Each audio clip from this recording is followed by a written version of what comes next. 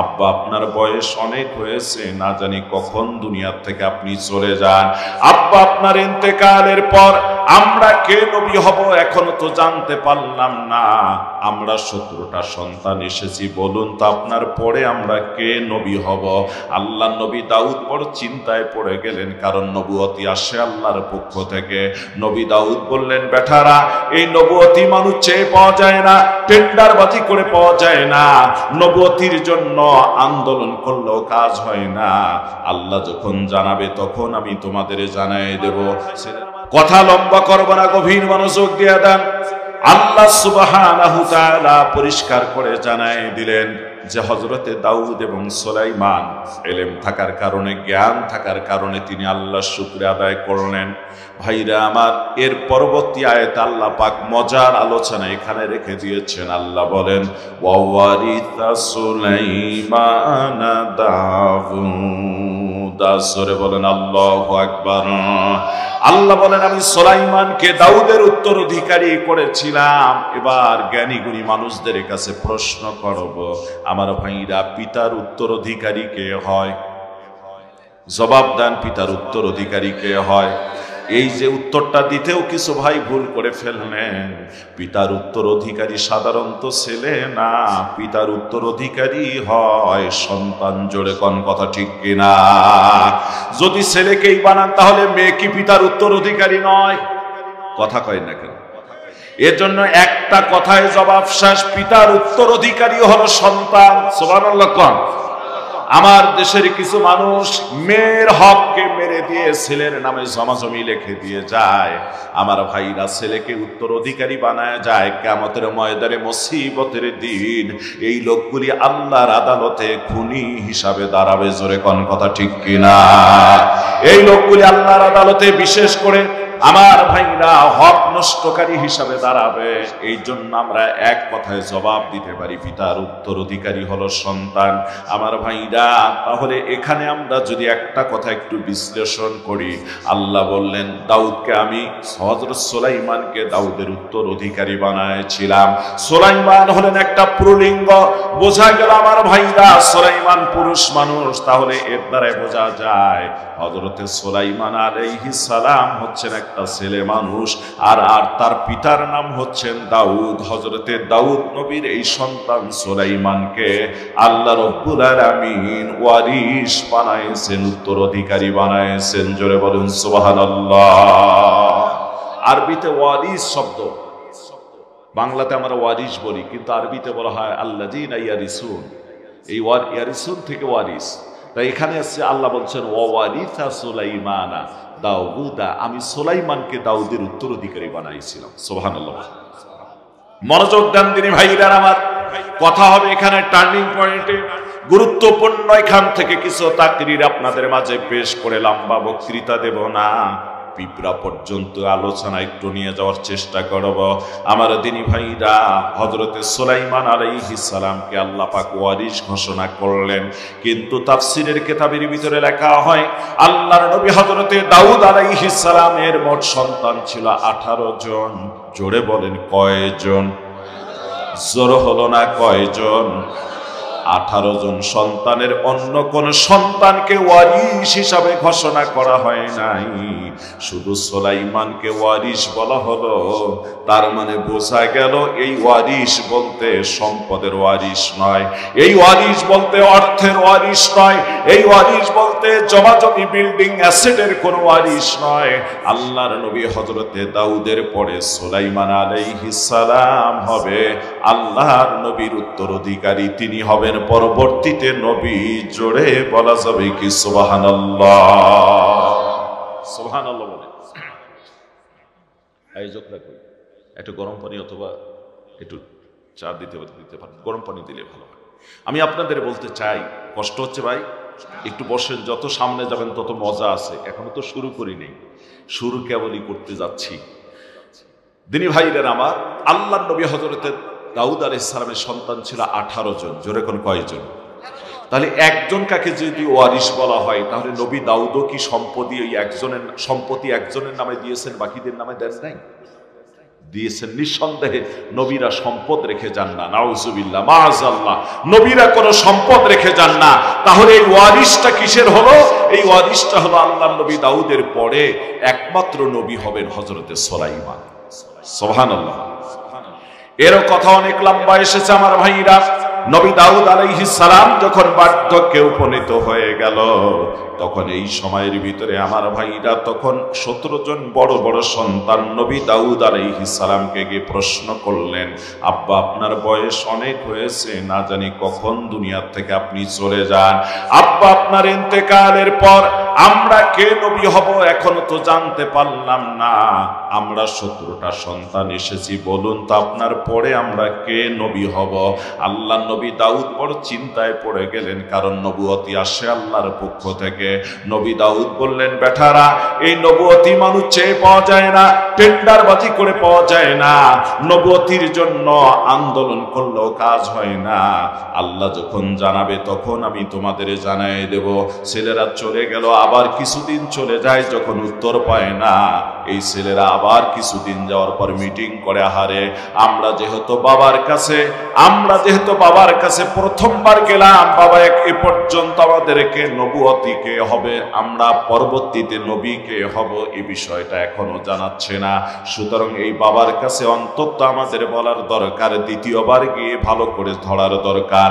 দ্বিতীয়বার আবার 17 জন সন্তান গিয়ে বললেন, আব্বা আপনার পরে আমরা নবী কে হব একটু জানতে চাই। আল্লাহর নবী দাউদ বললেন, বেটারা এবার তোমরা চলে যাও, আমি আল্লাহর কাছে দরখাস্ত করব, আল্লাহ যেদিন জানায় দিবে সেদিন তোমাদের বলবো। আবার অনেক দিন যায়, সন্তানরা কোনো রেজাল্ট পায় না। সংক্ষেপ করে বলতেছি, এবার 17 জন সন্তান মিটিং করে আর বলে, বাবার কাছে যাওয়ার দরকার শেষবারের মতো। এবার আমরা শুধু একাই যাব না, ছোট্ট ভাই সুলাইমানকেও সঙ্গে নিয়ে যাব। ওকে ছোটে মনে করে আমরা অবহেলা করে যাই, আর ওকে আব্বা একটু বেশি ভালোবাসে, এই জন্য হয়তো হিংসা করে আমরা তাকে রেখে যাচ্ছি। আজ ওকেও নিয়ে যাব, যাওয়ার পর যতক্ষণ না বাবা বলবে তারপরে আমরা কে নবী হব, ততক্ষণ পর্যন্ত আমরা আসবো না। আমার ভাইরা, আল্লাহর নবী হযরতে দাউদ আলাইহিস সালামের কাছে এবার 17 জন সন্তান সুলাইমানকেও ডাক দিয়ে চলে গেল।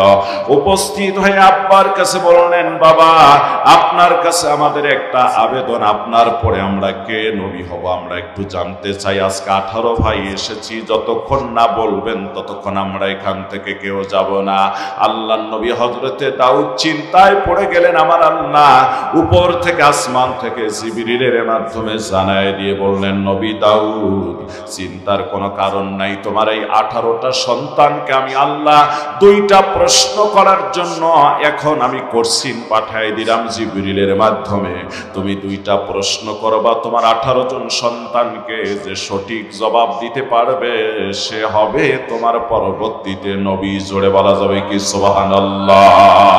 আল্লাহর নবী হযরতে দাউদ আলাইহিস সালাম উপস্থিত সন্তানদেরকে ডাক দিয়ে বললেন, আমার আদরের সন্তানেরা, আল্লাহর পক্ষ থেকে ফয়সালা এসে গিয়েছে।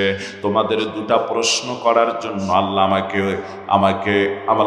আমাকে নির্দেশ দিয়েছেন। 2টা প্রশ্নের সঠিক যে জবাব দিতে পারবে সে হবে তোমরা আমার পরবর্তীতে নবী। আল্লাহর নবী দাউদের এই সন্তানগুলি বললেন, বাবা যদি আমরা সবাই জবাব দিতে পারি তাহলে কি সবাই নবী হব নাকি? নবী দাউদ বললেন, হ্যাঁ যদি সবাই জবাব দিতে পারো তাহলে সকলেই তোমরা নবী হয়ে যাবা। এই তিনি ভাইদের আমার, আল্লাহর নবী দাউদ এবার প্রশ্ন শুরু করে দিলেন। বড় সন্তান বললেন, আব্বা আমি আপনার বড় সন্তান, হকটা আমারও বেশি আছে, আমার থেকে প্রশ্নের উত্তর শুরু হয়ে যাবে। এইভাবে 18 নাম্বার সুলাইমান পর্যন্ত চলে যাবে, আপনি প্রশ্ন করুন।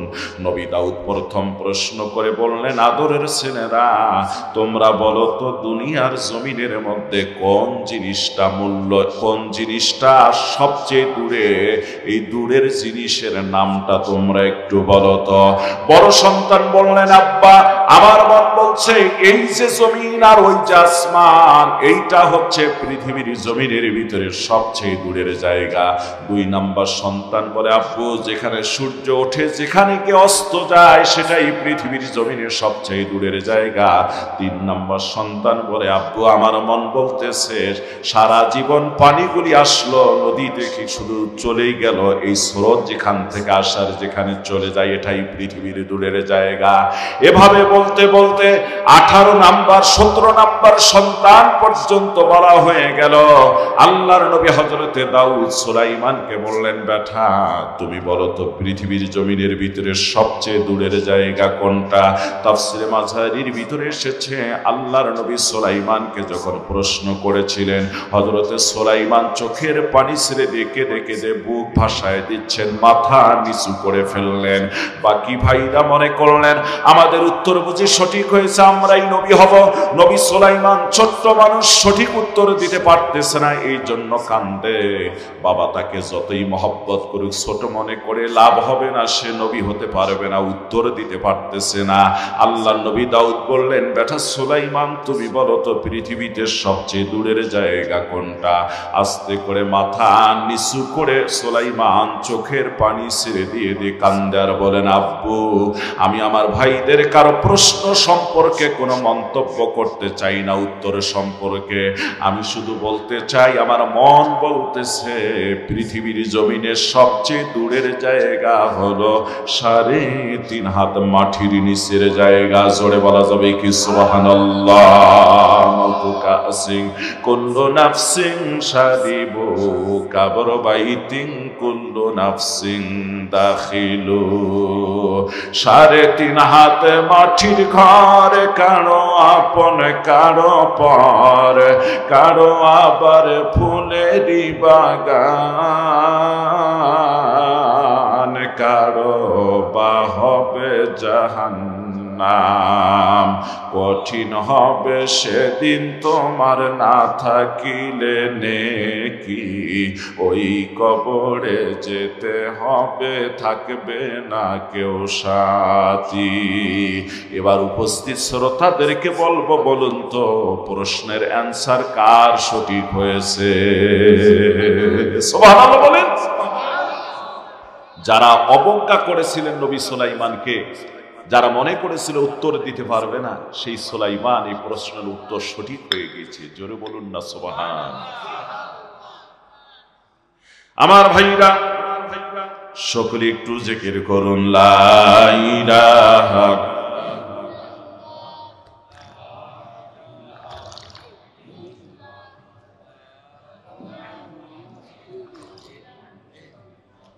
লা ইলাহা লা ইলাহা ইল্লাল্লাহু মুহাম্মাদুর রাসূলুল্লাহ সাল্লাল্লাহু আলাইহি ওয়াসাল্লাম। আমার ভাইরা, আমার বন্ধুগণ, বলুন তো এই আলোচনার ভিতরে গভীরতা আছে না নাই? আছে? তাহলে একটু ধৈর্য ধারণ করুন, নিঃসন্দেহে আপনাদের এখান থেকে কিছু জ্ঞান অন্বেষণ হবে। আপনি আমি এমন একজন নবীর উম্মত, যে নবীর উম্মতের যতক্ষণ পর্যন্ত বেহেশতে প্রবেশ করবে না ততক্ষণ পর্যন্ত অন্য কোনো নবীর উম্মতেরা বেহেশতে প্রবেশ করতে পারবে না। সুবহানাল্লাহ বলেন। আপনার আমার নবী যাকে তৈরি করার পূর্বে হযরত আব্দুল মুত্তালিব বলেন, আমি আমার মোহাম্মদ দুনিয়ায় আসার 7 দিন আগে একটা স্বপ্ন দেখি। স্বপ্নে দেখতেছিলাম আমার পিঠ থেকে একটা শিকল বেরিয়ে পড়ল।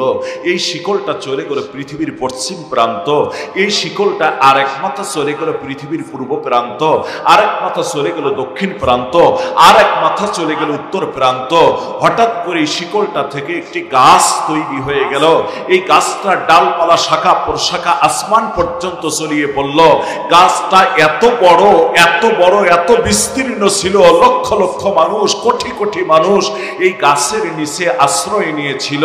আবার এই গাছটা কাটার জন্য কিছু দুষ্কৃতিকারী ব্যক্তি যখন আসতেছিল, তখন কিছু মানুষ তাদেরকে তাড়িয়ে দেওয়ার চেষ্টা করেছিল, তাদেরকে গাছ কাটতে দেয়নি, বরং বিতাড়িত করার চেষ্টা করেছিল। এই স্বপ্ন দেখার পর আব্দুল মুত্তালিব বলেন, আমি একজন স্বপ্ন ব্যাখ্যাকারকের কাছে গিয়ে যখন জানতেছিলাম, তিনি বললেন, আব্দুল মুত্তালিব, আপনার বংশে অচিরে এমন একজন সন্তান জমিনে ভূমিষ্ঠিত হতে যাচ্ছে, যার নাম পৃথিবীর পূর্ব প্রান্তে, উত্তর প্রান্ত, দক্ষিণ প্রান্তে আরশ আজিম পর্যন্ত ফেরেশতারা নিতে থাকবে। জোরে জোরে বলুন না সুবহানাল্লাহ। আব্দুল মুত্তালিব বলেন, এই সন্তানটাই হয়েছে আমার নবী মুহাম্মদ রাসূলুল্লাহ সাল্লাল্লাহু আলাইহি ওয়াসাল্লাম। সম্মানিত ভাই, সেই নবীজির আলোচনা হবে, সেই রাসূলের উপরে নাজিলকৃত কোরআনের আলোচনা হবে। ভালো না লাগার তো কোনো কথা নেই, কথা বলেন না কেন, ঠিক কিনা? কিন্তু সময়ের অভাব, আমিও যে বিস্তারিত কথা বলতে পারবো তাও কিন্তু পারতেছি না। এজন্য আপনাদেরকে খুব তাড়াহুড়ো করে অল্প কয়েকটা কথা শোনাই দিতে চাই। আপনার আমার নবী কেমন রহমতের নবী ছিল। আমার ভাইরা, অনেক জায়গায় আহলে হাদিসের ভাইরা থাকে, আমি আহলে হাদিসদের ভাইদের ব্যাপারে বলতে চাই, ভাইরা আমার, যদি কোনো মানুষের কম থাকেন, আপনি আহলে হাদিস করেন, করতে পারেন, কিন্তু ফিতনা সমাজের মধ্যে ছড়াবেন না। কথা কয় না কেন? ওই আহলে হাদিসের ভাইরা তারাবির নামাজ 8 রাকাত নিয়ে পর্যাপ্ত বাড়াবাড়ি করে, কথা বলেন ঠিক কিনা? বেতের নামাজ পড়ে 1 রাকাত। এই লোকগুলি প্রস্রাব করে জীবনে কোনোদিন ঢিলা কুলুপ নেয় না। এই লোকগুলি জীবনে কোনোদিন ঢিলা কুলুপ নেয় না। কেন ঢিলা কুলুপ নেয় না? কয় যে এটা নাকি লজ্জা হায়ার কাম, এভাবে নিয়ে একটু হাঁটি বাড়ানো। এর জন্য ওখানেই বসে থেকে প্রস্রাবের পর একটু পানি খরচ করে ইউজ করে বের হয়ে চলে আসে। আমি আপনাকে বলবো, টিনের চালে পানি পড়লে দ্রুত পানি নেমে যায়, কিন্তু খড়ের চালে যদি পানি পড়ে, আগে খড়ের ঘর ছিল না, বৃষ্টির পরেও বেশ সময় পানি পড়ে। কথা কয় না কেন, ঠিক কিনা বলে? আমার ভাইরা, আমার বন্ধুগণ, পুরুষের যে প্রস্রাবের দ্বার আল্লাহ তাআলা ঘোরানো পেছানো রেখে দিয়েছেন, এটা তাৎক্ষণিকভাবে এভাবে সব নিগড়েই পড়ে না। এর জন্যই ঢিলা কুলুপের বিশেষ প্রয়োজন। কথা কয় না কেন? আর মহিলাদের প্রয়োজন নাই, ওটা টিনের চালের মতো বানিয়ে দিয়েছেন আল্লাহ, ওদের ঢিলা কুলুপের প্রয়োজন হয় না, ওরা পানি ইউজ করে বের হয়ে আসতে পারবে। অনেক কথা সংক্ষেপে বলে দিতে চাচ্ছি। তাহলে তোমরা যারা আজকে ঢিলা কুলুপ ব্যবহার করা বাদ দিয়ে টিস্যু ব্যবহার না করে ডাইরেক্ট পানি ব্যবহার করে চলে আসতেছো, তোমরা তো এমনি কিছুক্ষণ পর কয়েকটি প্রস্রাব তোমাদের শরীরে পড়েই থাকে, এমনি তো তোরা নাপাক হয়ে থাকো। কথা কয় না কেন? প্রস্রাব পায়খানা থেকে ইহতারাম না করার কারণে মানুষ জাহান্নামী হয়ে যাবে। তোমরা তো এমনি আমার ভাইরা সবসময় বেকায়দার অবস্থায় থাকো। তোমাদের আর কি বলবো? তোমরা সবসময় সুবিধাবাদ, জিন্দাবাদ, বেতের নামাজ পড়ো তোমরা 1 রাকাত। কেন? বিতির শব্দের অর্থ হচ্ছে বেজর, 3 রাকাত পড়তে পারো না। কথা কয় না কেন? ইসলামটাকে কাটছাট করার জন্য আর এসেছে। যদি এই কথাগুলি এখানে বলার উচিত না, তারপর আমি বলতেছি, ওরা ইসলামকে এসেছে কাটছাট করার জন্য। কি করার জন্য এসেছে? কাটছাট করার জন্য এসেছে তিনি ভাইরা আমার। তারপরও সেই আহলে হাদিস ভাইদের একজন গুরুর কথা আপনাদের মাঝে বলতে চাই। সেই গুরুটার নাম হলো, তারা সকলে মানে আহলে হাদিস এই ভাইটাকে নাম হলো তার আমার ভাইরা নাসিরউদ্দিন আলবানী। নাসিরউদ্দিন আলবানী, তাকে শায়েখ মানে সকল আহলে হাদিসের ভাইরা। এই নাসিরউদ্দিন আলবানী তার কিতাবের ভিতরে লিখেছেন, রাসূল কারীম সাল্লাল্লাহু আলাইহি ওয়াসাল্লাম রহমতের নবী, দয়ার নবী, মাহের নবী, কি পরিমাণ আদর্শের নবী ছিলেন, রাহমাতুল লিল আলামিন। আমার ভাইরা, নবীজি একদিন খোলা আকাশের নিচে জমিনের উপর বসে আছেন। এমন সময় লক্ষ্য করে দেখতেছেন দূরে একটা বাজ পাখি একটা কবুতরকে তাড়া করছে খাওয়ার জন্য। এই বাজ পাখি কবুতরকে তাড়া করতেছিলেন। কবুতরকে কখনো আঘাত করে করে আমার ভাইরা তাকে রক্তাক্ত করতেছেন। কবুতরটাও তার হাত থেকে ছুটে জীবন বাঁচার জন্য গাছের এক ডাল থেকে আরেক ডালে, এক শাখা থেকে আরেক শাখের ভিতরে চলে যায়। এক পর্যায়ে কবুতরটা উড়াল দিয়ে জীবন বাঁচার জন্য সর্বাত্মক শক্তি বিনিয়োগ করে হাঁটতে হাঁটতে চলে আসলেন নবী মুহাম্মদ রাসূলুল্লাহ যেখানে বসে আছেন খোলা আকাশের নিচে জমিনের উপর। এই জায়গায় এসে কবুতরটা সরাসরি আল্লাহর নবীর কাঁধের উপর পড়ে গেলেন। জোরে বলুন সুবহানাল্লাহ। আল্লাহর নবীর কাঁধের উপর পড়ে যাওয়ার পর কবুতর আল্লাহকে ডাক দিয়ে বলছেন, আমার আল্লাহ, তোমার নবীর শরীরে জীবনে কোনোদিন ঘা পাসরা হয় নাই, কোনোদিন কোনো মশা মাছি পর্যন্ত পড়ে নাই। আমি যে কবুতর পড়লাম তোমার নবীর কাঁধের মধ্যে পড়লাম, আমার জবানটা একটু খুলে দাও, আমি একটু কথা বলবো। আল্লাহ পাক কবুতরের জবান খুলে দিলেন। কবুতর আল্লাহর নবীজিকে ডাক দিয়ে বললেন, নবীজি আমার বেয়াদবি মাফ করবেন আপনার কাঁধে পড়ার জন্য গো আল্লাহর নবী।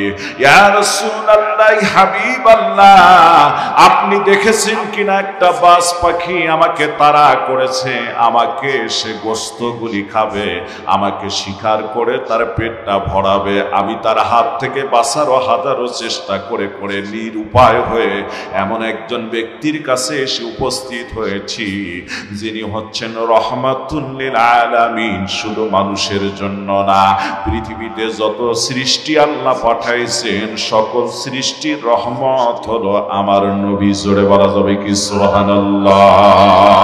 কবুতর ডাকতে বলছেন, নবীজি আপনার কাছে একটু আমি ওই বাজ পাখির হাত থেকে বাঁচার জন্য আপনার কাছে জীবন আমার রক্ষার জন্য একটু আবেদন জানাই দিলাম।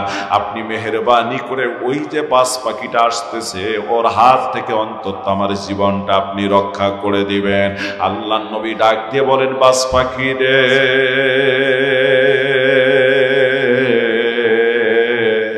ও বাজ পাখি, আমি তোমারে কথা দিয়ে দিচ্ছি, যেহেতু রহমাতুল লিল আলামিনের কাছে এসেছো, তোমার সকল নিরাপত্তা দেওয়ার দায়িত্ব এখন আমার হয়ে গিয়েছে। জোরে বলুন সুবহানাল্লাহ, বলুন আল্লাহু আকবার। এদিন ভাইরা আমার বাজ পাখিটা কি করলেন, হঠাৎ করে লক্ষ্য করে দেখলেন, কবুতর লক্ষ্য করে দেখলেন বাজ পাখিটাও ওখানে এসে উড়াল দিয়ে নবীর সামনে বসে গেল। বসার পর বাজ পাখি আল্লাহকে ডাক দিয়ে বলছেন, আল্লাহ আমার জবান খুলে দাও, আমিও তোমার নবীর সঙ্গে একটু কথা বলতে চাই। কবুতর কথা বলল, আমি একটু কথা বলতে চাই। আল্লাহ রব্বুল আলামিন বাজ পাখির জবান খুলে দিলেন। বাজ পাখির জবান খোলা হয়ে গেলে সাথে সাথে বাজ পাখি আল্লাহর নবীর কাছে একটা আবেদন করে বসলেন, ইয়া রাসূলুল্লাহ, হাবিবাল্লাহ, আমি বড় ক্ষুধার্ত অবস্থায় আছি, ক্ষুধার তাড়না সহ্য করতে পারছি না। আপনি যেহেতু রহমাতুল লিল আলামিন, এই শিকারীটা আমার শিকারী, ওকে আমি দীর্ঘ সময় পর্যন্ত শিকার করার চেষ্টা করেছি, এমনকি রক্তাক্ত দুর্বল করেছি। এখন কিছুক্ষণের ভিতরে ওকে আমি শিকার করে খেতে পারবো। আমার শিকারীটা আমার হাতে ফিরায় দিন, আমি ওর গোশত খেয়ে খেয়ে পেটটা ভরাতে চাই, আমি খুবই ক্ষুধার্ত। আল্লাহর নবী ডাক দিয়ে বলেন, বাজ পাখি রে, তুমি যেহেতু রহমাতুল লিল আলামিনের কাছে এসে ক্ষুধার তাড়নার কথা বলেছ, আমি রহমাতুল লিল আলামিন কথা দিয়ে দিলাম, এই জায়গায় তোমাকে গোশত দিয়ে পেট ভরায় দেব। জোরে বলা যাবে কি সুবহানাল্লাহ, বলুন আল্লাহু আকবার। একদিকে কবুতর ভাবতেছে, আহারে আমি প্রাণ রক্ষা চাইলাম তার কাছ থেকে, নবী আমাকে ওয়াদা দিল যে তোমার নিরাপত্তা, আর এখন কবুতরকে আবার বাজ পাখিকে আবার বললো যে তার পেট ভরাই দিবে গোশত দিয়ে।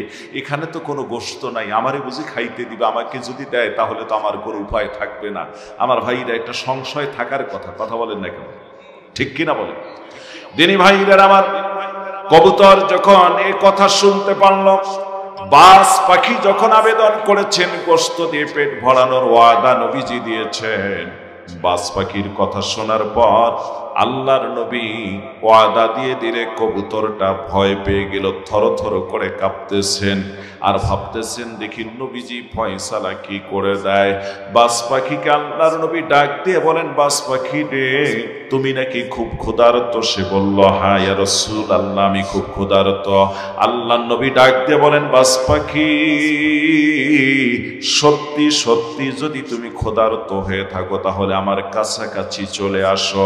কাছাকাছি আসার পর বললেন, বাজ পাখি রে, এই কবুতরটাকে অন্তত তুমি ছেড়ে দাও, কারণ হলো বাজ পাখি শুনে নাও, এই কবুতর আমার কাছে এসে জীবনের নিরাপত্তা চেয়েছে, আমি রহমান রহমাতুল লিল আলামিন হিসাবে কথা দিয়ে দিয়েছি, ওর গোশত তোমারে খাওয়া যাবে না, ওর নিরাপত্তার দায়িত্ব আমি নিয়েছি। যেহেতু তোমারে আবার কথা দিয়েছি গোশত দিয়ে পেট ভরায় দেব, একেবারে আমার নিকটতম তুমি এসে যাও। বাজ পাখি একেবারে নিকটে চলে আসলো। আল্লাহর নবী আস্তে করে নিজের চাদর মোবারক শরীর থেকে সরায় দিয়ে বাজ পাখিরে ডাক দিয়ে বললেন, বাজ পাখি রে, রহমাতুল লিল আলামিন জীবনে কোনোদিন মিথ্যা বলে নাই, মিথ্যা কথা বলতে পারে না। আমি তোমারে গোশত দিয়ে পেট ভরায় দিতে চেয়েছি, এই কবুতরটাকে ছেড়ে দিয়ে অন্তত আমার দেহ থেকে শরীর থেকে যে জায়গা থেকে গোশত খেতে তোমার ভালো লাগে, ঠোকায় ঠোকায় পেট ভরে গোশত খাও। আমি রাসূল একটা বারও বলবো না, আহা বলবো না। আমার গোশত দিয়ে তোমার পেটটা ভরে দেব, তুমি খেতে পারো। আমি চাদর খুলে দিয়েছি। জোরে বলুন আল্লাহু আকবার। এ দিনী ভাইরা আমার, যখন আল্লাহর নবী এমন কথা বলেছেন, বাজ পাখি চিৎকার করে জমিনে গড়াগড়ি করে কান্দে। আহারে গড়াগড়ি করে কান্দে আর বলে, নবীজি, যে শরীরে জীবনে কোনোদিন মশা মাছি পড়ে নাই, ওই শরীরের মধ্যে আমি বাজ পাখি ঠোঁট লাগার মতো ক্ষমতা, সাহস, এ দুঃসাহস আমার ভিতরে নাই। তবে নবী গো, একটা কথা বলে দেই, বেয়াদবি মাফ করবেন, ওই কবুতরটাও কবুতর না, আমি বাজ পাখি, ও বাজ পাখি না। জোরে বলুন আল্লাহু আকবার। আমিও বাজ পাখি না, কবুতরটাও কবুতর না। ইয়া রাসূলুল্লাহ, হাবিবাল্লাহ, নবীজি, আমরা দুইজন আল্লাহর ফেরেশতা, আল্লাহর কাছে অনুমতি নিয়ে আল্লাহ আমাদের পাঠায় দিয়েছেন আপনাকে পরীক্ষা করার জন্য। আপনি কতটুকু রহমতের নবী, এইটা পরীক্ষা করার জন্য এই আমরা অভিনয়টুকু করেছি। নবী গো, আমরা দুইজন আল্লাহর ফেরেশতা, এটাও কবুতর না, আমিও বাজ পাখি না। আপনি সত্যি সত্যি রহমাতুল লিল আলামিন। জোরে বলুন সুবহানাল্লাহ, বলুন আল্লাহু আকবার। এমন নবীর আলোচনা শুনতে বুঝি ভালো লাগে না? এমন নবীর উপর নাজিলকৃত কোরআন বুঝি শুনতে ভালো লাগে না? আমার ভাইরা, যদি আমার এখানে 9:30 উঠানো হতো, নিঃসন্দেহে 2.5 ঘন্টা, 12:30, 2.5 ঘন্টা আলোচনা করতে পারলে মন ভরে কিছু কথা সোজাইতে পারলাম। অথবা 10টায় উঠতে পারলে হতো। উঠলাম প্রায় 11টায়। কয়টায়? 11টায়। সময় তো ঘনিয়ে আসলো, কি করবো আর কি না করবো, কোন দিকে যাব, কষ্ট হচ্ছে আপনাদের। একটু অল্প সময় কিছু কথা বলি। তো এই আল্লাহর নবী হযরতে দাউদ আলাইহিস সালামের, বলেন তো এই প্রশ্নের উত্তরে কে ফার্স্ট হয়েছে? তিনি বললেন, পৃথিবীর জমিনের সবচেয়ে দূরের জায়গা কবর।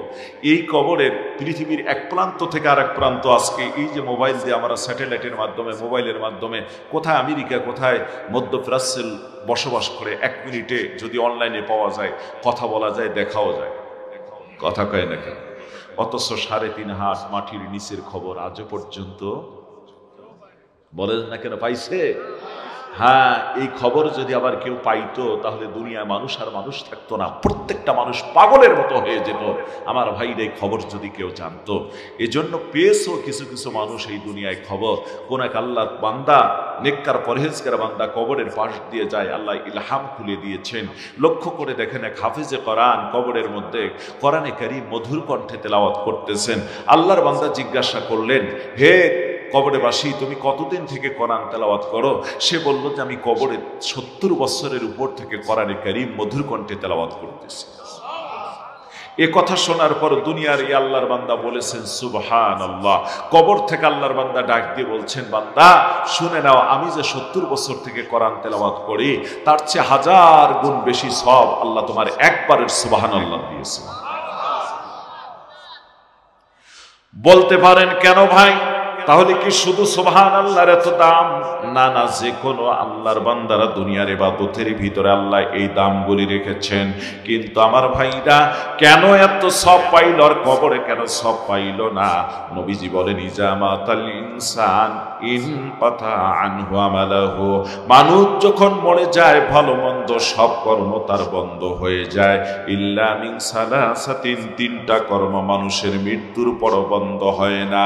আল্লাহর নবী বলেন এই তিনটা কর্মের ভিতরে এক নাম্বার কর্ম হচ্ছে আল্লাহর নবী বলেন ইল্লা মিন সাদাকাতিন জারিয়া, সদকায়ে জারিয়া যত কাজ আল্লাহর বান্দা দুনিয়ায় করে যাবে কবরে বসে বসে কিয়ামত পর্যন্ত সব পাবে। জোরে বলুন সুবহানাল্লাহ। আও ইলমিন ইয়ানতাফাউ বিহি, এমন ইলম শিক্ষা দিয়ে যাওয়া যার কারণে বান্দা কবরে বসে বসে সব পায়। তিন নাম্বার হলো আওয়ালাদিন সলিহিন ইয়াদউলা, নবীজি বলেছেন তিন নাম্বার হলো নেককার সন্তান যদি দুনিয়ার জমিনের ভিতরে আমার ভাইরা বাবা মায়ের জন্য কোনো ভালো কাজ করে, এই ওসিলায় আল্লাহ রব্বুল আলামিন বাবা মায়ের কবরকে জান্নাতের বাগান বানায় দিতে পারেন। জোরে বলুন সুবহানাল্লাহ। আমার ভাইরা আল্লাহর নবী হযরতে দাউদ আলাইহিস সালাম যখন এই প্রশ্ন করলেন নবী সুলাইমান এভাবে উত্তর দিলেন, আল্লাহর নবী দাউদ অত্যন্ত খুশি হয়ে গেল, বাকি ভাইদের মাথা নিচু হয়ে গেল, নবী সুলাইমানের 17টা ভাইয়ের মাথা নত হয়ে গেল। আমরা যারে ছোট্ট করে অবহেলা করেছি সেই তো নবী হতে যাচ্ছে, আমরা তো নবী হতে পারতেছি না। কারণ নবী হতে গেলে দুটা প্রশ্নের সঠিক অ্যানসার দিতে হবে। আমরা একটাতে ফার্স্ট ডিভিশনে ফেল করেছি, আর একটা পাস করলেও তো আমাদের কিছুই হবে না। আল্লাহ নবী দাউদকে বললেন বাবা দ্বিতীয় প্রশ্ন করুন। আল্লাহ নবী দাউদ বললেন বেটারা তোমরা বলো তো দুনিয়ার জমিনে মূল্যহীন কোন জিনিসটা হয়ে যায় যার কোনো 4 পয়সার মূল্য থাকে না। আমার ভাইরা বড় সন্তান বলল আব্বা এই যে সাগরের পানিগুলি পড়ে আছে মূল্যহীন। আর এক সন্তান বলল আব্বা মরুভূমির বালুগুলি পড়ে আছে মূল্যহীন। আর এক সন্তান বলল আব্বা আমার মন বলতেছে পাহাড়ের পাথরগুলি পড়ে আছে এগুলি মূল্যহীন। এক একজন এক একটা বলতে বলতে সময়ের অভাবে 17 নাম্বার পর্যন্ত না গিয়ে এমনি ধারণা দিয়ে দিলাম। এইভাবে 17 পর্যন্ত জবাব হয়ে গেল। আল্লাহর নবী দাউদ এবার 18 নম্বরের বেলা সুলাইমানকে ডাক দিয়ে বলছেন বেটা সুলাইমান তুমি বলো তো দুনিয়ার জমিনে মূল্যহীন কোন জিনিসটা হয়ে যায় যার কোনো 4 পয়সা কোনো মূল্য থাকে না। এবার সুলাইমান পূর্বের চেয়ে বেশি বেশি কান্না শুরু করে দিয়েছে। জোরে বলুন সুবহানাল্লাহ। নবী দাউদ আলাইহিস সালামের বাকি সন্তানরা মনে করল হয়তোবা সে নবী হতে পারবে না, এই জন্য এই প্রশ্নের উত্তর হয়তো দিতে পারতেছে না, এই জন্য কাঁদতেছে। একটা পারলো আর একটা পায় নাই। যা হোক না পারলে আমাদের আফসোস নাই, কেউ নবী হব না এটা আফসোস নাই। কিন্তু সুলাইমানকে খুব ভালোবাসে বাবা, এটা মেনে নেওয়া যায় না সে যাতে নবী না হতে পারে। আল্লাহর নবী দাউদ বললেন বেটা বলো তো দুনিয়ার জমিনের মধ্যে সবচেয়ে মূল্যহীন কোন বস্তুটা হয়ে যায়। চোখের পানি ছেড়ে দিয়ে দিয়ে নবী সুলাইমান কান্দে আর বলছে আব্বা আমি কোনো ভাইদের প্রশ্নের উত্তরের ব্যাপারে মন্তব্য করব না, আমি শুধু বলবো আমার মন বলতেছে দুনিয়ার জমিনে মূল্যহীন হয়ে যায় মানুষ মরে গেলে তার লাশ। জোরে বলা যাবে কি সুবহানাল্লাহ? বলেন আল্লাহু আকবার। কথা কি সঠিক?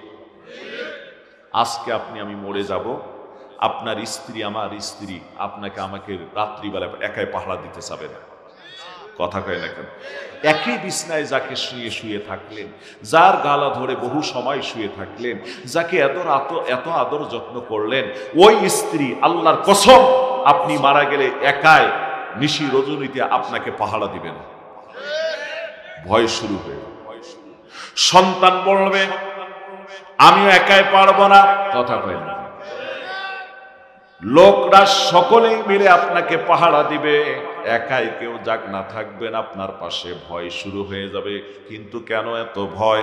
এই মানুষগুলির জন্য তো দুনিয়ায় এত কিছু আপনি আমি করেছি, দিনকে রাত দিন বলি নাই, রাতকে রাত বলি নাই।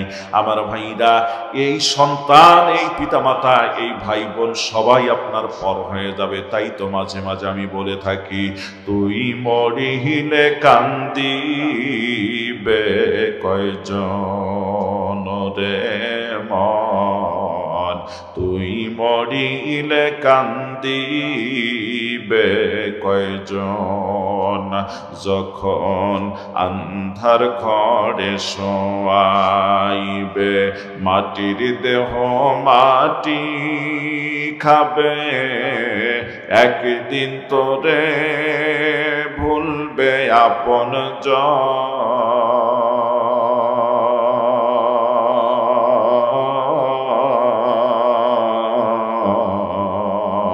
তুই মরিলে কান্দিবে কয়জন। ঠিক কিনা? ভাই বন্ধু আপন যারা কিছুদিন কান্দিবে তারা, এই দুনিয়ার কোনা হলে তারাও একদিন যাবে রে ভুলে, সামনে রবে হাসরের ক্ষণ, তুই মরিলে কান্দিবে কয়জন। এই জন্য নিজের কান্দন নিজেকে কান্দা লাগবে। ঠিক কিনা বলে ভাইরা? আল্লাহ নবী হযরতে দাউদ সম্পর্কে একটু আলোচনা সামনে এগিয়ে যায়, তারপর পিঁপড়া সম্পূর্ণ পর্যন্ত গিয়ে আমরা একটু সামনে এগিয়ে যাব অন্য সাইটে ইনশাআল্লাহ। আমার ভাইরা, আল্লাহ পাক বলেন ওয়ারিসা সুলাইমান দাউদা ওয়া ক্বালা ইয়া আইয়ুহান নাসু উল্লিমনা মানতিকাত তায়রি ওয়া উতিনা মিন কুল্লি শাই। জোরে বলুন সুবহানাল্লাহ। হযরতে সুলাইমানকে দাউদের উত্তরাধিকারী বানানো হলো। কিভাবে হলো তাও সংক্ষেপে বললাম, বিস্তারিত বললাম না। আমার ভাইরা, হযরতে সুলাইমান বলেছিলেন, হে লোক সকল, আমাকে উড়ন্ত বিহঙ্গ কুল, তার মানে পাখিদের ভাষা আমাকে শিক্ষা দেওয়া হয়েছে, ব্যঙ্গের ভাষা শিক্ষা দেওয়া হয়েছে, পিপীলিকার ভাষা শিক্ষা দেওয়া হয়েছে, এমনকি আমার ভাইরা অনেক সৃষ্টির ভাষা নবী সুলাইমানকে আল্লাহ শিক্ষা দিয়েছেন, মৌমাছির ভাষাও তিনি শিক্ষা পেয়েছেন। আল্লাহ বলেন শুধুই কি তাই, ওয়া উতিনা মিন কুল্লি শাই, কোরআনে আল্লাহ রেকর্ড করেন নবী সুলাইমানকে সব কিছু দেওয়া হয়েছে। জোরে বলা যাবে কি সুবহানাল্লাহ? রাত হয়ে যাচ্ছে। এই সূরার আলোচনা তো একদিনের আলোচনা না। এই সূরার আলোচনা রানী বিলকিস পর্যন্ত যেতে গেলে দীর্ঘ সময়ের দরকার। রানী বিলকিস সম্পর্কে আজকে বহু মানুষের ধারণা নাই। এ মা বোনেরা কেউ কথা বলবেন না, কে এখানে কেউ কথা বলবেন না। রানী বিলকিস সম্পর্কে অনেকেরই ধারণা নাই।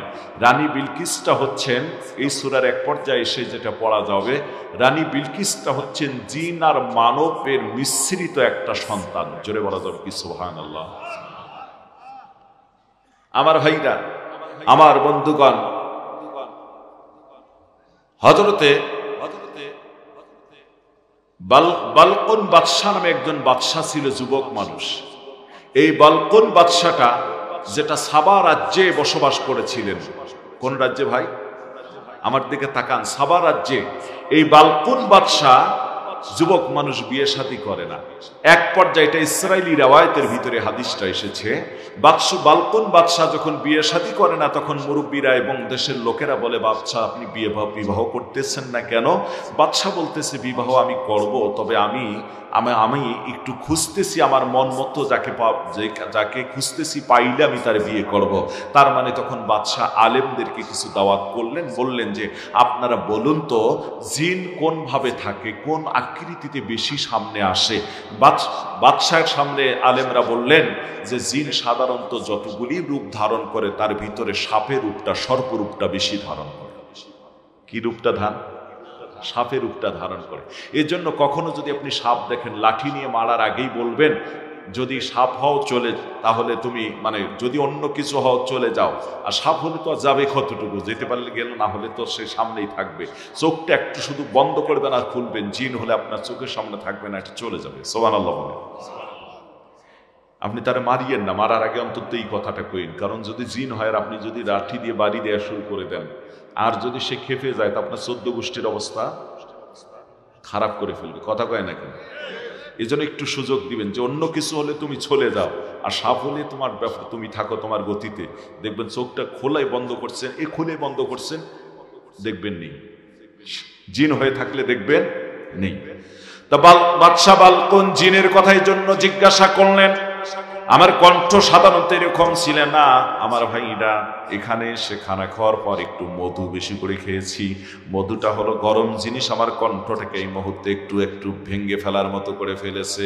আমার ভাইরা এই জন্য মধু তাৎক্ষণিকভাবে খেয়ে আলোচনা করা যায় না, এটা খাইতে হয় আরো 2-4 ঘন্টা আগে। এর একটা রিয়াকশন থেকে যায় গলাটার ভিতরে, এখন একটা কেমন যেন চিপে ধরার মতো করেছে। আমি তারপরও কিছু কথা বলে দিয়ে যাই। দিনী ভাইরা আমার গভীর মনোযোগ দিয়ে যান। ওই বাদশার মনে মনে বড় আফসোস হলো, আমি একটা জিনের মেয়েকে বিয়ে করব, জিনরা নাকি পরমা সুন্দরী হয়। বালকুন বাদশার ইচ্ছা হলো আমি জিনকে বিয়ে করব। এই জন্য জিন সম্পর্কে তথ্য নিল, দেখলো যে জিন সাপের রূপটা বেশি ধারণ করে। উজির সৈন্য সামন্ত নিয়ে তিনি জঙ্গলে গেলেন যে সাপ খুঁজে পাই কিনা। এবার জঙ্গলে যেতে যেতে যেতে যেতে অনেক গভীরে প্রবেশ করেছে। আমার ভাইরা তার সঙ্গে হলো তার একজন তার সেনাপতি। বাদশাহ অনেক জঙ্গলে যাওয়ার পর লক্ষ্য করে দেখে জঙ্গলের ভিতরে একটা আওয়াজ পাওয়া যাচ্ছে। এই আওয়াজটা হচ্ছে একটা মানুষ মৃত্যুর সময় যেভাবে চিৎকার করে ওই রকম গঙ্গানি একটা আওয়াজ পাওয়া যায়। বাদশাহ আওয়াজ দেখে ওই দিকে গেলেন। যেতে যেতে দেখেন একটা কালো কুচ্ছিরি সাপ একটা সাদা সাপের মাথার মধ্যে আঘাত করে করে সাদা সাপটাকে ক্ষত বিক্ষত করেছে। বাদশার বড় দয়া হয়ে গেল, এত দুধের মতো একটা সাদা সাপ, এটাকে বাঁচার জন্য সে এবার সেনাপতিকে বলল, তীর মারো তুমি কালো সাপটাকে। কালো সাপটাকে তীর মেরে ফেলল। আমার ভাইরা কালো সাপের উপরে তীর লেগে কালো সাপটা মারা গেল, সাদা সাপটা হেফাজত হয়ে গেল। বাদশাহ বলল, বিশেষ কায়দায় এই সাপটাকে ধরে ফেল। বিশেষ কায়দায় ধরা হলো। বাড়িতে নিয়ে এসে ট্রিটমেন্ট করে কাচের গ্লাস তৈরি করে সাপটা ভিতরে রাখলেন। সাপটাও আস্তে আস্তে কয়েকদিনের ভিতরে সুস্থ হয়ে গেল। তালার মতো তালা আছে, কোনোদিন তালা খোলা হয় নাই। আমার ভাইরা বড় কোনো ছিদ্র নাই। হঠাৎ করে বাদশাহ দেখে এই সাপটা আর নাই। বাদশার এবার চিন্তা হয়েছে এইটা সাপ ছিল না, এটা ছিল জিন। সুবহানাল্লাহ। কয় জিন পাইলাম কিন্তু এটাকে ধরে রাখতে পারলাম। বাদশার এবার আবারও ওই সন্ধানে দৌড় দিয়ে একদিন চলে গেল ওই জঙ্গলের মধ্যে। সংক্ষেপ কথা বলছি, জঙ্গলের ভিতরে যেতে যেতে যেতে যেতে অনেক গহীনে যাওয়ার পর হঠাৎ করে পথ ভুলে গেছে, এমনকি তার সেনাপতিও তার কাছে নাই, হারিয়ে গেছে, এক একজন এক এক দিকে। বাদশা বিপদে পড়ে গিয়েছে। এখানে কে? এ ছেলেরা এত বেয়াদব কি করে হতে পারে? কোথায় আসছে ওয়াজ করার জন্য বুঝলাম। আমার ভাইরা, বাদশা গহীন জঙ্গলের ভিতরে চলে যাওয়ার পর এই বাদশা পথ হারিয়ে ফেললেন। এক পর্যায়ে আমার ভাইরা, আমার বন্ধুগণ, এবার বাদশাহ বড় বিপদে পড়ে গিয়েছেন। একদিকে ক্ষুধার্ত হয়ে গেছে, পথ হারিয়ে গিয়েছে। এমন সময় লক্ষ্য করে হঠাৎ করে দেখে মানুষের আকৃতি নিয়ে একজন লোক সামনে দাঁড়িয়ে গেল। বলল, বাদশাহ আপনি আমার 2টা উপকার করেছিলেন, আজ আমি আপনার 2টা উপকার করব। জোরে বলা যাবে কি সুবহানাল্লাহ? বাদশাহ কয়, কে আপনি? আপনাকে আমি চিনি না, কবে আপনার উপকার করলাম? ওই লোকটা বলতেছে, বাদশাহ আপনার জানা হয়তো আছে এই জঙ্গলে এসে একটা কালো সাপকে তীর মেরে মারার নির্দেশ দিয়েছিলেন এবং মারা হয়েছিল। সাদা সাপটাকে বন্দি করে বাড়িতে নিয়ে আপনি সেবা যত্ন করে এই সাপটাকে সুন্দর যত্ন করে তাকে আপনি সুস্থ করেছিলেন। ওই সাদা সাপটাই হলাম আমি। আমি কোনো মানুষ না, আমি হলাম জিনের বাদশা। জোরে বলা যাবে কি সুবহানাল্লাহ? বলেন আল্লাহু আকবার। বাদশা কয়, এইটাই তো খুঁজতেছি। সুবহানাল্লাহ। ইসলাই রিওয়ায়াত আসছে। বাদশা কয়, এরে তো খুঁজতেছি মনে মনে, দেখি না কি রেজাল্টটা দাঁড়ায়। বাদশা বলতেছে, যা হোক তাহলে তুমি ওই কালো সাপটা কে ছিল? এবার জিনের বাদশা বলতেছে, যাবো না, কালো সাপটা ছিল আমার সেনাপতি। আপনারও যেমন সেনাপতি নিয়ে আসেন, আমারও সেনাপতি ছিল সে। আমার সেনাপতি আমাকে এই জঙ্গলে বেড়ানোর নাম করে নিয়ে এসে আমাকে হত্যা করতে চেয়েছে। হত্যা এই জন্য করতে চাচ্ছে, এক তো রাজ্যের মালিক হবে, আরেকদিকে আমার একটা পরমা সুন্দরী মেয়ে আছে, এই মেয়েটাকে বারবার প্রস্তাব দিচ্ছে এই আমার সেনাপতি, আর সে হচ্ছে কালো কুশ্রী, আমি তার চেহারা ভালো না, এই জন্য আমি আমার মেয়েকে তার সাথে বিয়ে দিতে চাই না। আমার এই মেয়েটার নাম হচ্ছে সোরাইয়া, বয়স হলো 17 বছর, আমাকে হত্যা করে আমার মেয়েকে বিয়ে করবে, এই ছিল তার প্ল্যান। আপনি আমাকে তার হাত থেকে বাঁচাইছেন, আমার দুশ্মনকে শেষ করে দিয়েছেন, আর একটা সেবা যত্ন করে আমাকে সুস্থ করেছেন, এই দুইটা আপনি আমার উপকার করেছেন, আজকে আপনার দুইটা উপকার করবেন। সুবহানাল্লাহ। এই বাদশা বালকুন মনে মনে ভাবতেছে, এই জিনের মেয়েতেই আমি খুঁজতেছি, তার একটা মেয়ে আছে 17 বছরের পরমা সুন্দরী সোরাইয়া। সুবহানাল্লাহ।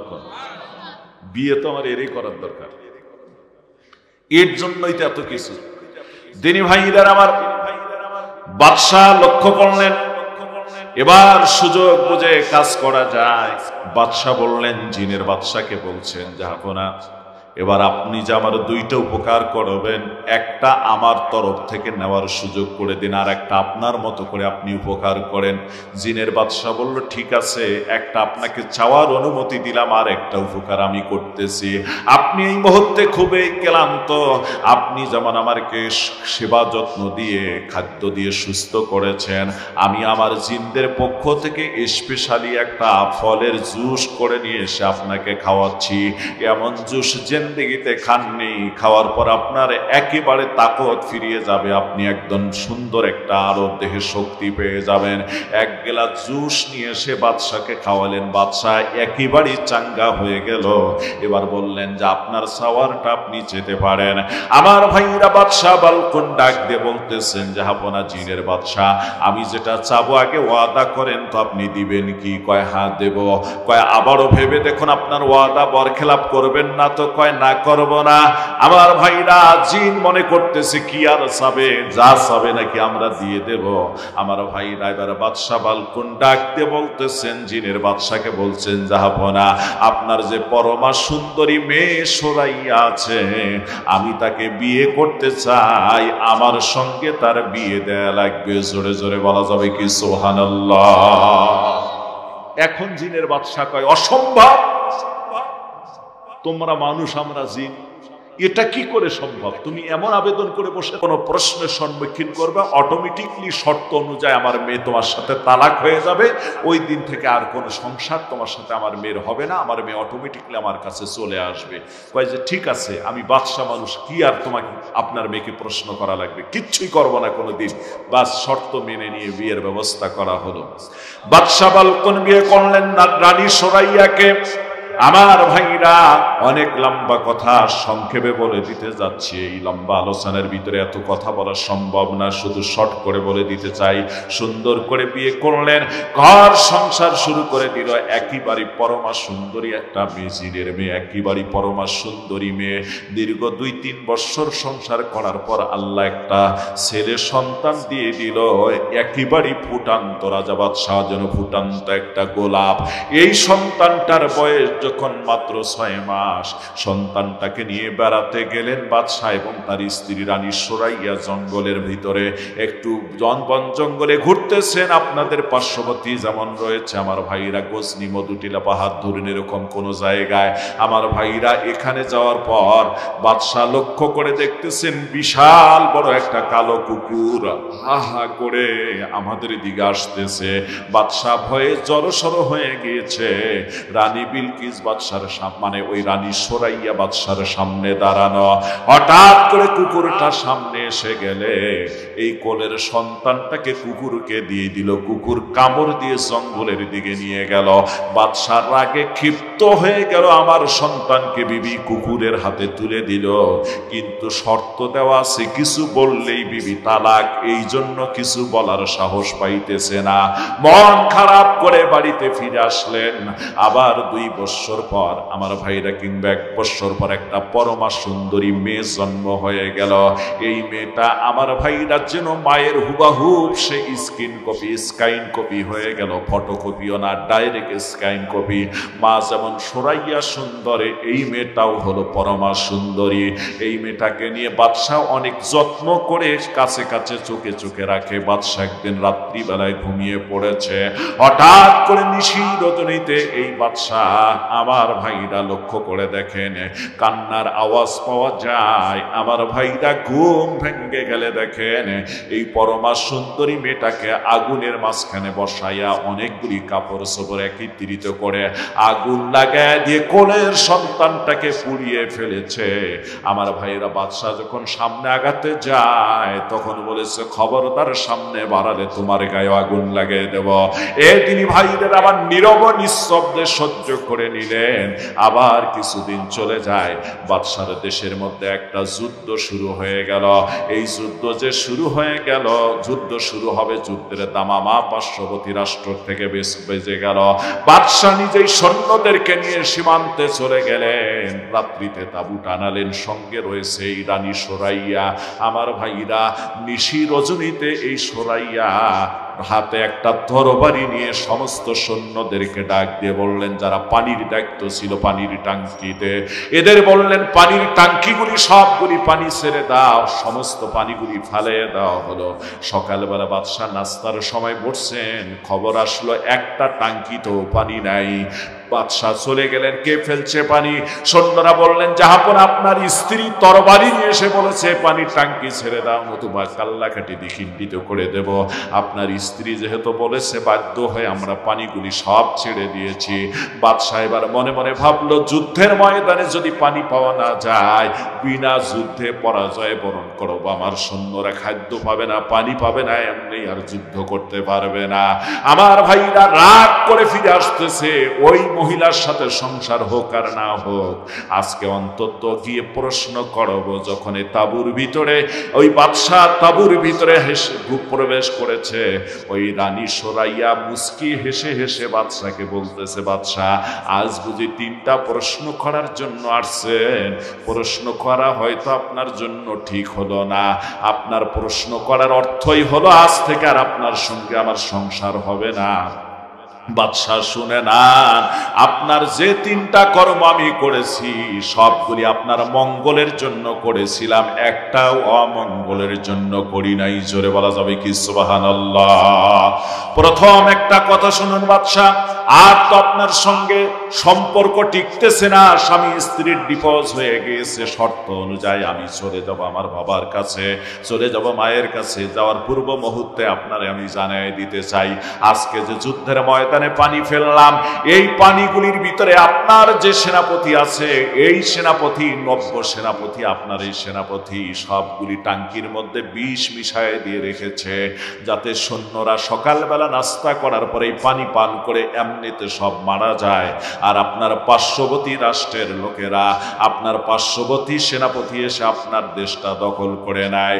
এই সেনাপতির সঙ্গে তার কথা হয়েছে, এই সেনাপতি এই দেশের অর্ধেক তারে দিয়ে দিবে, আর অর্ধেক সে সুন্দর করে নিয়ে রাষ্ট্র চালাবে। আর আপনাকেও এই পানি খাওয়ায় হত্যা করে আমারে আপনার সেনাপতি বিয়ে করতে চায়। এবার এই কথা আপনার যদি প্রমাণ না হয়, যদি বিশ্বাস না হয়, দক্ষিণ দিকের টাঙ্কিটায় সামান্য একটু পানি আছে, ওই পানিটা নিয়ে আসুন, আর আপনার সেনাপতিকে দাওয়াত করে নাস্তার টেবিলে ওই পানি খেতে দিন, তাহলে বুঝতে পারবেন।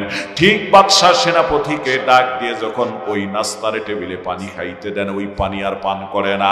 বারবার বলার পরও যখন পানি পান করে না, বাদশাহ তখন বলছে, কেন এই পানি পান করবা না? যদি না করো তোমার অবস্থা খারাপ আছে, এখনই গ্রেফতার করা হবে।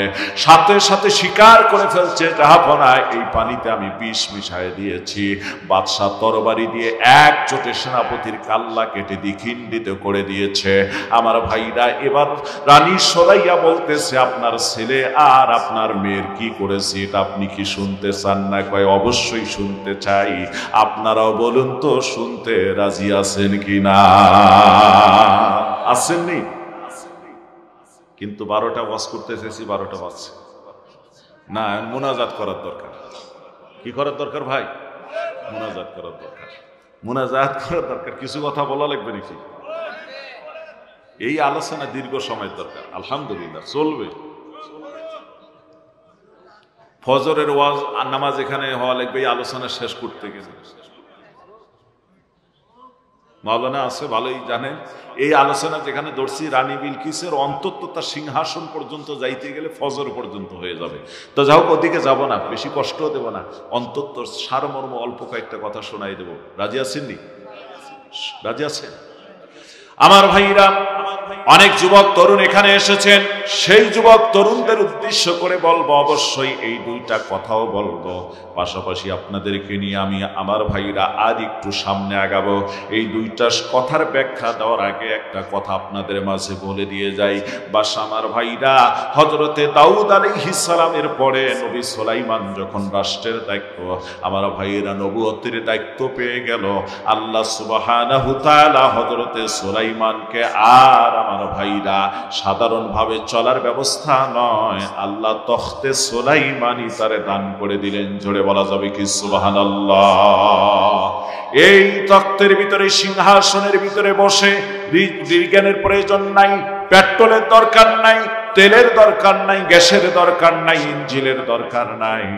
আল্লাহর নির্দেশে এই সিংহাসনটা ভেসে ভেসে হাজার হাজার যাত্রী নিয়ে দিনের কাজে এক এক জায়গায় যেখানে যাওয়ার প্রয়োজন হতো সেখানে যাইতো।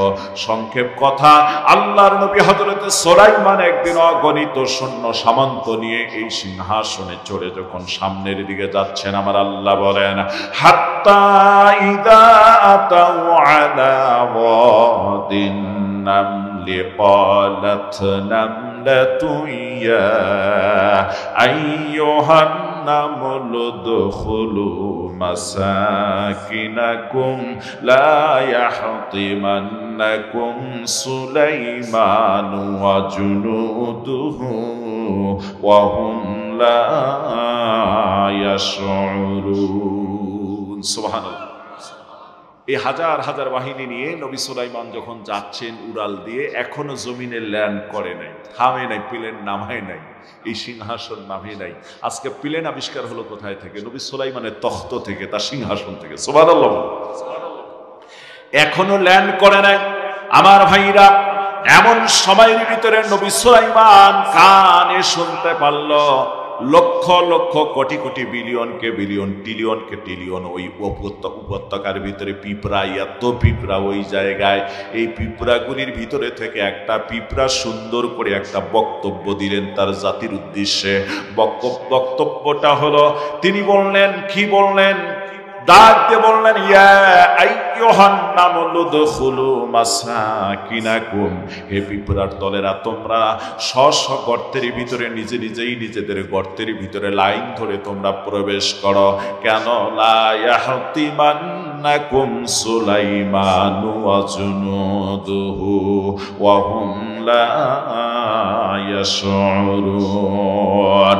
আল্লাহর নবী সুলাইমানের হাজার হাজার সৈন্য বাহিনী যদি জমিনে নেমে যায়, তাহলে তাদের পায়ের নিচে পড়ে পৃষ্ঠপোষণ হয়ে তোমরা মারা যাবা। ওয়া হুম লা ইয়াশউরুন, তারা টেরও পাবে না, যেহেতু তোমরা ছোট্ট প্রাণী, ইচ্ছাকৃত মারবে না, অনিচ্ছায় পায়ের নিচে পড়ে মারা যাবা। এই জন্য তোমরা তোমাদের গর্তের ভিতরে প্রবেশ করো। সকল পিঁপড়াগুলি লাইন ধরে ধরে গর্তের ভিতরে প্রবেশ করবে। আল্লাহর নবী সুলাইমানের কথাটা খুব ভালো লেগেছিল। আল্লাহর নবী একটা জিনকে ডাক দিয়ে বললেন, হে জিনেরা, তোমরা কে পারবা ওই পিঁপড়াটাকে ধরে আমার সামনে নিয়ে আসবা? সে যে জাতির উদ্দেশ্যে একটা বক্তব্য দিয়েছে, এই বক্তব্য আমার খুব পছন্দ হয়েছে। জোরে বলা যাবে কি সুবহানাল্লাহ? বলুন আল্লাহু আকবার। একটা জিন খপ করে গিয়ে পিঁপড়াটারে ধরে নিয়ে আসছে। ধরে নিয়ে এসে নবী সুলাইমানের হাতের তালির মধ্যে দিছে। কোথায় দিছে? তালের মধ্যে দিছে। আমরা পিঁপড়া নিয়ে হাতে অনেক সময় নেই না, কথা কয় না কেন? ইচ্ছা করিয়ে তো অনেক সময় ধরি। কোনো পিঁপড়া কামড় দিলে ওরে ধরেই আবার কিছুক্ষণ দেখে হাতের তলায় দিয়ে এইভাবে টান করে ধরে। আমার একদিন একটা পিঁপড়া কামড় দিছে। এই পিঁপড়াটা হলো সাদা, মানে কালো বড় পিঁপড়া। এত কষ্ট লাগছে। এই বড় একটা মাথা, আপনারা কি বলেন এই পিঁপড়াটা? না না, কালো বড় পিঁপড়া, মাঞ্জাল বলে, অনেক বড়, ও অত বড় মাথা একটা মার্বেলের সমান, প্রায় ছোট মার্বেলের মতো হয়ে গেছে। হ্যাঁ, এই বড় কালো পিঁপড়া। আরেকদিন আপনাদের এই শ্রীবর্দিতে এসে এক মাদ্রাসায় শুইছি। তো মাদ্রাসাটা হলো ওই 2.5 ফিট গাতা। আল্লাহ যে ওই দিন আমার কি এক বিপদ থেকে বাঁচাইছে। শুইছি ভাই, এই বড় কালো পিঁপড়া একটা কানের ভিতরে ঢুকে প্রথম একটা যে কামড় দিয়েছে, এখানে এক কামড় দেওয়া তো আমি চিৎকার করে উঠছি। ঘুমের মানুষ, শুইছি, কখন যে কানে ঢুকছে এটা আল্লাহই ভালো জানে। ভাগ্যটা ভালো যে ওই জায়গায় সাথে সাথে তেল ছিল। আমি তেল নিয়ে কোনো কথা নাই, কানে একদম মুখটা খুলে সরাসরি দিছি চাপ দিয়ে। এক তো শীতের দিন, এখনো সন্ধ্যার পরের ঘটনা, এখনো অত জমে নেই। এক চাপ দিয়ে কানের ভিতরে দেওয়ার পর নারিকেল তেল ছিল, ওই তেলটা ঢোকার পর আর দ্বিতীয় কামড় দেয়নি, একটা কামড়েই দিছে। এক কামড়ে আমার কিন্তু খবর হয়ে গেছে, তারপর তেলের সাথে বের হয়ে আসছে। তো আমার একদিন একটা বড় পিঁপড়ে কামড় দিলে আমি হাতের তলার মধ্যে দিয়ে টান করে ধরে দেখি, এখন কামড়াও তো দেখি কেমনি পারে, দেখি আর পারে না। পারে কি এরকম টান করলে পারা যাবে কি? তো নবী সুলাইমান হাতের তলায় পিঁপড়াটা পাওয়ার পর পিঁপড়ারে বলতেছেন, হে পিঁপড়া, তুমি যে তোমার জাতির উদ্দেশ্যে এত সুন্দর বক্তব্য দিলে, তুমি বললে হে পিঁপড়ার দলেরা গর্তে প্রবেশ করো, নতুবা নবী সুলাইমানের হাজার হাজার বাহিনী জমিনে নামলে এই বাহিনীর পায়ের নিচে পড়ে তোমরা মারা যাবা, ভত্তা হয়ে যাবা, পৃষ্ঠপোষণ হয়ে যাবা, অথচ তারা ইচ্ছাকৃত মারবে না, যেহেতু তোমরা ছোট প্রাণী, অনিচ্ছায় তোমরা মারা যাবা, এই জন্য আগেই গর্তের ভিতরে ঢুকে পড়ো। কত তুমি সতর্ক তোমার জাতির উদ্দেশ্যের জন্য, জাতির লোকদের জন্য। এখান থেকে পৃথিবীর সকল রাজা বাদশাদেরকে জ্ঞান অর্জন করা লাগবে। পিঁপড়ার সর্দার হয়ে তার জাতির লোকেরা একটাও যেন মারা যায় না, গর্তে ঢোকার জন্য আগেই সতর্ক হয়ে থাকে। আর আমাদের দেশের রাজা বাদশারা ক্ষমতার জন্য হাজার হাজার মানুষ হত্যা করে। কথা বলেন ঠিক কিনা? এরা পিঁপড়ার চেয়ে অধম, এরা পিঁপড়ার চেয়ে অধম। কথা কয়টা বলবো? আগেই আমাকে বলে দিছে, হুজুর এই সাইড গুলো যাইয়েন না, এই জন্য ওই সাইডে যাইতেই পারতেছি না। আজকে একটু বস্তা বন্ধ করে রাখছি ওই সাইডগুলো। যাই হোক, যে কথাটা আমি আপনাদেরকে বলে দিতে চাই, সম্মানিত ভাইরা, কষ্ট দেওয়ার জন্য আমি আসি নাই। বাস্তবতা যেটা, সেটা হলো 5 আগস্টের যে ঘটনা ঘটেছে, দিনের পর দিন আপনি দেখতেছেন ফেসবুকে বেরিয়ে আসতেছে এই নৃশংস হত্যাকাণ্ড যেভাবে মানুষগুলি করে, এটা কি মানুষ হয়ে কোনোদিন করতে পারে? কথা বলেন না কেন? সিরিবড়ি দিতে ওয়াজে গেলাম, আমার মিডিয়ামেন আছে, ওয়াজটা এখনো আছে। এক ছেলে এসে চোখের পানি ছেড়ে দিয়ে কাঁদলো। কান্দার পর বলল, মাদ্রাসার কালেকশনের সময় 5,000 টাকা মাদ্রাসায় দিয়ে বলল, হুজুর আমার বাবার জন্য দোয়া করবেন, এই 5 আগস্টে গুলি খেয়ে আমার বাবা মারা গিয়েছে। লক্ষ্য করে দেখলাম গুলিটা এই জায়গায় লেগেছে, এই দিক দিয়ে এইভাবে ঢুকে একদম ছিঁড়ে ফিরে গিয়েছে, আর কোথায় কোথায় লাগছে জানি না। সন্তান হিসাবে আমার কাছে এই ছবিটা দেখালো, আমরা তখন মিডিয়াতে এটা দিলাম। আমার ভাইরা, আমার বন্ধুগণ, গতকাল আমি নামাজ পড়ে ওয়াজ করেছি আপনাদের এই সেই শেরপুর জেলার, সম্ভবত এটা সদর থানায় হবে হয়তোবা, ওইদিকে প্রোগ্রাম করেছি। ওখানে এক বুড়া মানুষ চোখের পানি ছেড়ে দেখে বলল, হুজুর আমার সন্তানটার জন্য একটু দোয়া করবেন। মসজিদের মাহফিল, আমি 10,000 টাকা মসজিদের উন্নয়নের জন্য আমার সন্তানের জন্য দান করে দেব। 5 আগস্টে আমার ছেলেটা মারা গিয়েছে হুজুর, একটাই মাত্র সন্তান, সেই সন্তানটা মারা গিয়েছে। আমার ভাইরা, এরকম অসংখ্য মানুষ এই পৃথিবীর এই বাংলার জমিন থেকে বিদায় হয়েছিল 5 আগস্ট। কথা বলেন না কেন? এটা তো কাম্য ছিল না। এটা কি কাম্য ছিল? এটা কি হতে পারে? এটা মানুষ হিসেবে মানুষকে এগুলি করতে পারে? আমার ভাইর আফসোসের বিষয়। যাহোক, এদিকে তারপর যাচ্ছি না আজকে, আমি আমার আলোচ্য বিষয়ের দিকে যাই। তাহলে পিঁপড়া বলতেছে কি, যে পিঁপড়া বলতেছে, আল্লাহ নবী, পিঁপড়া বলতেছে গর্তে ঢোকো, নতুবা তোমরা পাড়া পড়ে মারা যাবা। আল্লাহ নবী সুলাইমান কয়, আমার খুব ভালো লাগছে পিঁপড়া, তুমি ওই বক্তব্যটা আর একবার দাও তো, আমি একটু শুনি। পিঁপড়া কয়, আল্লাহ নবী সুলাইমান, আমি জানি আপনি একজন নবী, শুধু একজন নবী না, আপনি একজন বাদশাহ। আল্লাহ নবী সুলাইমান, আপনি যেমন বাদশাহ, এই উপত্যকার আমিও একজন বাদশাহ। জোরে কন্যা সুবহানাল্লাহ। আপনারও যেমন সিংহাসন আছে, আমারও সিংহাসন আছে। আপনার যেমন সৈন্য সামন্ত আছে, আমারও আছে। তবে আপনার সিংহাসনের চেয়ে আমার সিংহাসনটা অনেক অনেক দামি। সুবহানাল্লাহ কোন? আল্লাহ নবী সুলাইমানের চোখ বড় হয়ে গেছে পিঁপড়ার কথা শুনে। নবী সুলাইমান বলতেছেন, আল্লাহর নবী সুলাইমান ডাক দিয়ে বলে, পিঁপড়া তোমার যে সৈন্য আছে কই তোমার সৈন্য, তুমি যে বাদশাহ কি সৈন্য তোমার? কয় দেখুন আমি যখন নির্দেশ দিয়েছি, নির্দেশ দেওয়া দেরি, আমার সৈন্যরা লাইন ধরে ধরে একটার পিছনে আরেকটা গর্তে ঢুকতে দেরি করে নাই, ওদের যা বলি ওরা তা মেনে নেয়। জোরে বলা যাবে কি সুবহানাল্লাহ। আর আমার সিংহাসনের কথা যদি আপনি জানতে চান, নবী সুলাইমান, তার আগে একটা প্রশ্ন আপনার কাছে, আপনি একজন বাদশাহ হয়ে আরেকজন বাদশাকে অন্যায়ভাবে গ্রেফতার করে আনলেন কেন? এর জবাব আগে দেন, তারপর আপনার সঙ্গে আমি বাকি কথা বলবো। জোরে বলা যাবে কি সুবহানাল্লাহ। আমার অপরাধটা কি, কেন আমারে গ্রেফতার করলেন? নবী সুলাইমান বলে, অপরাধের কারণে গ্রেফতার করি নাই, তোমার বক্তৃতা আমার ভালো লাগছে, একটু বলো। আল্লাহ নবী সুলাইমানকে বললেন, তখন পিঁপড়া বলতেছেন, আমি যে বলবো ভয়ে বলবো না নির্ভয়ে বলবো? পিঁপড়া যখন কথা বললেন, নবী সুলাইমান কয়, নবীর সঙ্গে কথা বলতেছো, নির্ভয়ে বলো, ভয়ের কোনো কারণ নাই। আল্লাহ নবী সুলাইমানকে পিঁপড়া ডাক দিয়ে বলতেছেন, নবী সুলাইমান, এবার যদি আমি বলি আমার সিংহাসনটা আপনার চেয়ে অনেক দামি, এই জন্য দামি, আপনার সিংহাসন তৈরি করেছে লোহা, কাঠ, স্বর্ণ দিয়ে জিন মানুষেরা সবাই মিলে তৈরি করেছে, আর আমার সিংহাসনটা স্বয়ং আল্লাহ পাক কুদরতি কায়দায় সৃষ্টি করেছেন। জোরে বলুন সুবহানাল্লাহ। নবী সুলাইমান কয়, কি করে হয় তোমার সিংহাসন তাহলে কত দামি, বলো কেমনে আল্লাহ সৃষ্টি করেছেন? পিঁপড়া কয়, আল্লাহর নবী সুলাইমান, এই সময় যে আমি যে জায়গায় বসে আছি এটা হলো আপনার হাতের তলা। বলুন তো এটা কি কোনো মানুষ বানাইছে? কয় না, এটা আমার স্রষ্টা বানিয়েছে। আল্লাহর নবী সুলাইমানকে পিঁপড়া কয়, আল্লাহর নবী সুলাইমান, এইটা এখন আপাতত আমার সিংহাসন, পৃথিবীতে এত পিঁপড়া থাকার পরও কেউ তো আপনার হাতের তলায় বসতে পারে না, আর আমি আপনার হাতের তলায় বসে বসে আপনার সঙ্গে কথা বলতেছি। বোঝা গেল আল্লাহ আমার জন্য এটা সিংহাসন বানাইছে। এবার আপনি বলুন, আপনার এই হাত দামি না আপনার ওই সিংহাসনটা দামি? জোরে বলা যাবে কি সুবহানাল্লাহ? বলেন আল্লাহু আকবার। খারাপ বুঝে লাগতেছে দেওয়ানগঞ্জের ভাইদের, দিনী ভাইরা আমার, কিন্তু সময়ের দিকে লক্ষ্য করার দরকার। আমি তারপর সংক্ষেপ কয়েকটা কথা ভাঙ্গা চূড়া এদিক সেদিক থেকে কিছু কথা মাঝে মাঝে আয়াত ছেড়ে দিয়ে টান দিয়ে দিয়ে মানে চুম্বক আকারে যে কথাগুলি একটু বলে দিয়ে যাব।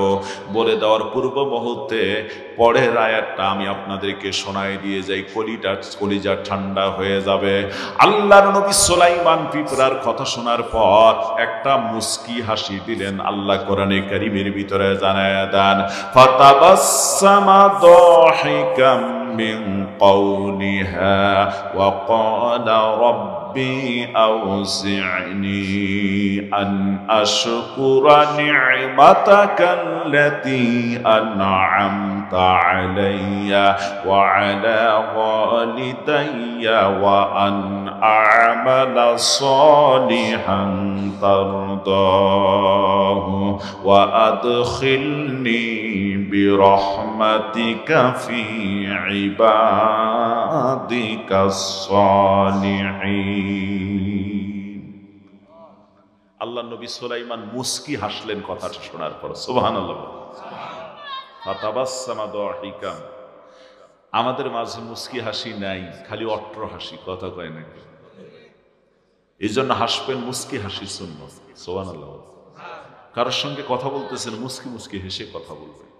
কেউ চাইতে আসছে কোনো বিষয়, আপনি দিতে পারতেছেন না, মুস্কি হেসে তাকে একটু সান্ত্বনা দিয়ে বলেন, ভাই আপনার বিপদে তো আমার পাশে থাকার দরকার, কিন্তু আসলে আমার এই মুহূর্তে নেই, আমি আপনার পাশে দাঁড়াতে পারলাম না। আপনার জন্য দোয়া করি, আল্লাহ যেন আপনার বিপদ থেকে, মুশকিল থেকে আসান করে দেয়। আল্লাহ আপনার সব দিবেন। জোরে করে সুবহানাল্লাহ। তাহলে অট্র হাসি দেব না। আমরা এই মাসালা থেকে, কোরআন থেকে মাসালা পেলাম, মুস্কি হাসি সুন্নত, নবীদের হাসি। সুবহানাল্লাহ বলেন। আল্লাহ নবী মুস্কি হাসলেন। এরপর তিনি বললেন, কি বললেন? ফাতাবাসসামা দাহিকাম মিন কওলিহা। তিনি বললেন, কি বললেন? ক্বালা রাব্বি, আমার প্রভু, আউজি'নি আন আশকুরা নি'মাতাকাল্লাতী আন'আমতা আলাইয়া, তুমি যে নিয়ামত আমাকে এবং আমার পিতামাতার উপর অর্পণ করেছো, সেই নিয়ামতের শুকর গুজারি বানায়া দাও। জোরে বলুন না সুবহানাল্লাহ। ওয়ান আমালা সালিহান তারদাহু, আর আমাকে নেককার কর্মশীল বানায় দাও, নেককারদের অন্তর্ভুক্ত করে নাও। ওয়া আদখিলনি বিরহমাতিকা ফি ইবাদিকা সালিহিন, আর তুমি তোমার রহমত দ্বারা সেই সব সলেহিনদের, সেই সব ইবাদতকারীদের অন্তর্ভুক্ত আমারে বানায় দাও। জোরে বলুন না সুবহানাল্লাহ। নবী হয়ে সলেহীন ইবাদতকারীদের অন্তর্ভুক্ত হতে চায়, যাওয়ার জন্য দোয়া করলেন। অথচ আমরা আজকে সেই অন্তর্ভুক্ত হতে চাই না, আমরা যাই আজকে ভাগ্য নষ্ট করার জন্য ভণ্ড পীরের কাছে। কথা কয় না কে? দিনী ভাইরা আমার,